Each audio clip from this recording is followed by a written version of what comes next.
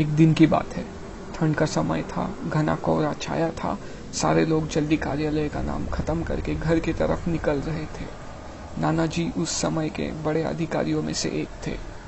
वो उस समय के उच्च वर्ग के लोगों में एक अमीन का काम करते थे। रोज की तरह ही उस दिन काम खत्म होने के बाद घर के लिए अपनी गाड़ी से रवाना हो गए। रास्ते में उन्हें कुछ सामान भी लेना था, तो वो और साथियों से अलग हो गए। उन्होंने घर की कुछ जरूरत का सामान के लिए गाड़ी आगे बढ़ा दी। आगे जाने पर उन्हें कुछ मछली बाजार दिखा और वो मछली खरीदने के लिए रुक गए। ताज़ी मछलियां लेने और देखने में टाइम ज़्यादा ही गुजर गया। उनकी जब अपनी गाड़ी पर नज़र गई तब उन्हें आभास हुआ कि आज तो घर जाने में बहुत देर हो जाएगी और ये सब लेकर घर पहुंचने में काफ़ी समय लग जाएगा।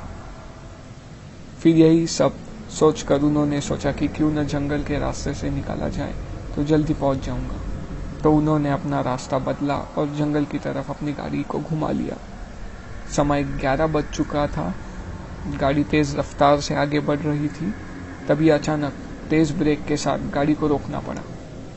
उनकी गाड़ी के सामने एक औरत जोर जोर से रो रही थी। उन्होंने सोचा कि इस वीराने में औरत क्या कर रही है। उन्हें लगा कि कोई मजदूर की पत्नी होगी जो नाराज होकर घर छोड़कर जंगल में भाग गई हो।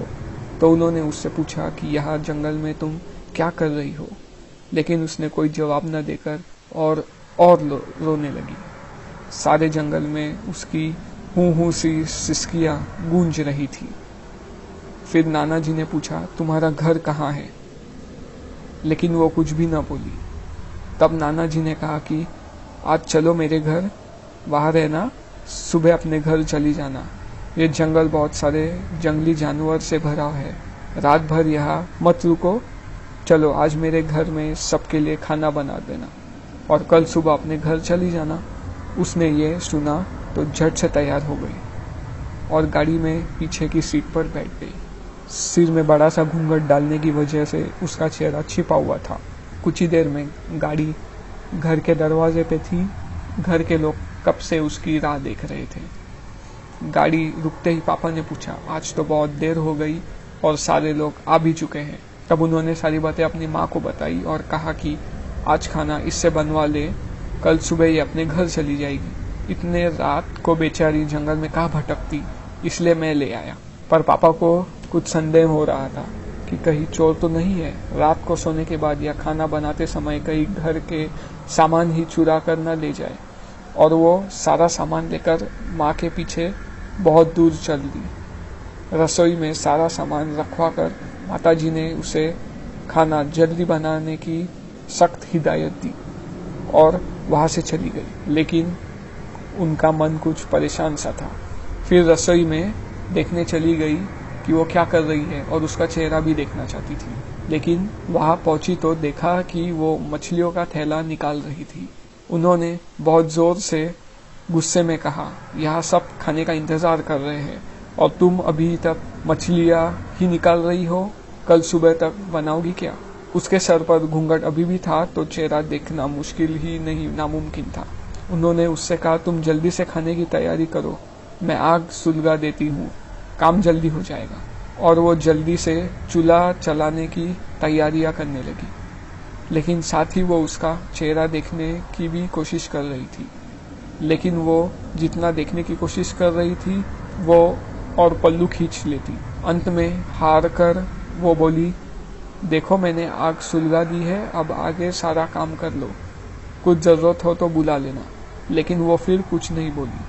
अब उन्हें लगा कि यहाँ से जाने में ही ठीक है, वरना मेरा भी समय खराब होगा और हो सकता है अनजान लोगों से डर रही हो।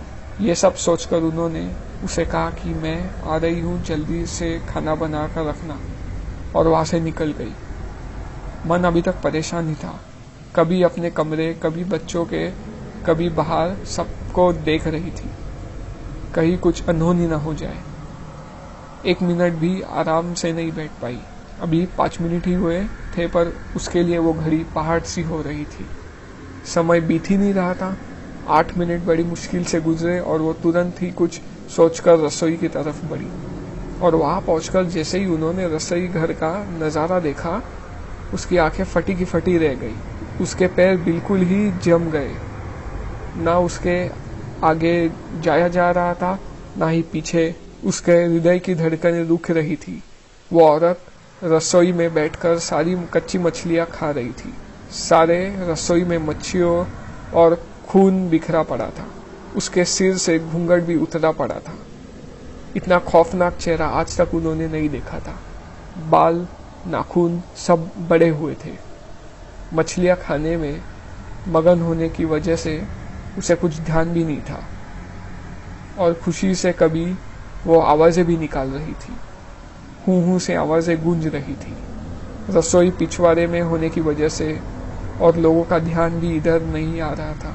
माँ को भी कुछ नहीं समझ रहा था कि चिल्लाने से कहीं घर के लोगों को नुकसान ना पहुंचाए।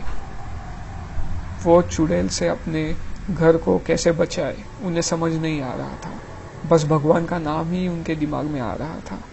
अचानक वो आगे बढ़ने लगी उसकी तरफ और झट से एक थाल लिया और चूल्हे की तरफ दौड़ी। उस चुड़ैल की नजर भी पापा पर पड़ चुकी थी, तो वो भी कुछ सोचकर उठी अपनी जगह से। माँ कुछ भी देर नहीं करना चाहती थी। उन्हें पता था कि आज अगर जरा सी भी लापरवाही हुई तो अनहोनी हो जाएगी।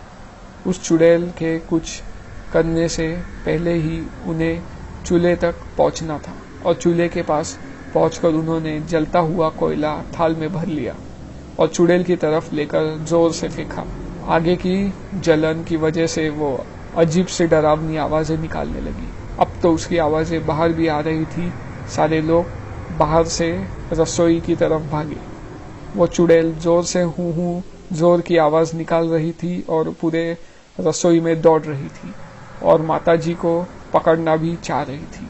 लेकिन अब सारे लोग रसोई में आ चुके थे। काफी लोगों की भीड़ देखकर वो और भी डर गई थी। लोगों की भीड़ को देख के वो बाहर जंगल की तरफ भाग गई और सारे लोग ये मंजर देखकर डरे सहमे से खड़े थे और मन ही मन माताजी की हिम्मत की दाद दे रहे थे। तो ऐसे छूटा चुड़ैल से पीछा।